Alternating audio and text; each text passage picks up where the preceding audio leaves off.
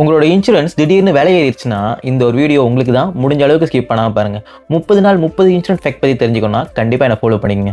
உண்மைதாங்க, சில டைமில் வந்து உங்கள் இன்சூரன்ஸ் பாலிசி வந்து விலை ஏற தான் செய்யும். இது எந்த ஒரு ரீசன்னால சொல்லிட்டு பார்த்தீங்கன்னா, நம்ம மலேசியாவோட இன்ஃப்ளேஷன் ரேட், உங்கள் வயசு இல்லைனா வந்து நம்மளோட சீக்கோட கவரேஜ் வந்து ஏறும் போது அதுக்கான ஒரு ப்ரீமியமும் வந்து நீங்கள் கட்ட வேண்டிய சூழ்நிலை தான் வரும். இந்த ஒரு விஷயம் நடந்தாலும் முடிஞ்ச அளவுக்கு வந்து நீங்கள் பேனிக் ஆகாதீங்க. உங்கள் ஏஜென்ட் கிட்ட வந்து நீங்கள் டைரெக்டாக கான்டாக்ட் பண்ணி என்னோட ப்ரீமியம் வந்து குறைக்கிறதுக்கு ஏதாச்சும் சாய்ஸ் இருக்கா, கோ பேமெண்ட் இல்லைனா வந்து என்னோட ஃபெசிலிட்டிஸ் வந்து ஏதாச்சும் குறைக்கிறதுக்கு வந்து ஏதாச்சும் ஆப்ஷன் இருக்கா அப்படின்னு சொல்லிட்டு டைரெக்டாக வந்து அவங்க கூட டிஸ்கஸ் பண்ணுங்கள்.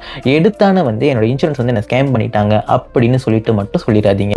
ஏன்னா நானே வந்து என்னோட கஸ்டமர்ஸ் வந்து நிறைய பேர் இந்தமாதிரி சொல்லி நான் கேள்விப்பட்டிருக்கேன். அவங்களுக்கான ஒரு சரியான ஒரு எக்ஸ்பிளேஷன் வந்து நான் கொடுக்கும் போது அவங்களும் வந்து கண்டிப்பாக வந்து இந்த ஒரு விஷயத்தை பற்றி புரிஞ்சுக்குவாங்க. ஸோ முடிஞ்ச அளவுக்கு டிஸ்கஸ் பண்ணுற விஷயத்தை வந்து கண்டிப்பாக வந்து உங்கள் ஏஜென்ட் கூட வந்து டிஸ்கஸ் பண்ணி எந்தெந்த பேமெண்ட்னா வந்து உங்களால் குறைக்க முடியுமோ நீங்கள் வந்து தாராளமாக வந்து குறைச்சிக்கலாம்.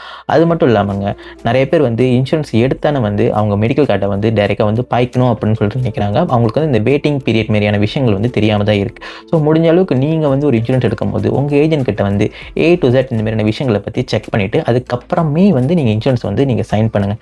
இந்த ஒரு வீடியோ உங்களில் நிறைய பேருக்கு ரொம்ப உதவியாக இருக்குன்னு சொல்லிட்டு நான் நம்புறேன். தெரியாது உங்களுக்கு இந்த மாதிரி இன்ஃபர்மேஷனை ஷேர் பண்ணுங்கள். நீங்கள் தெரிஞ்சுக்கிட்ட மாதிரி அவங்க தெரிஞ்சுக்கிட்டு நிச்சயமாக பயன்படுத்தட்டும். அன்பியும் பகிர்வோம், அறிவியும் பகிர்வோம். நன்றி.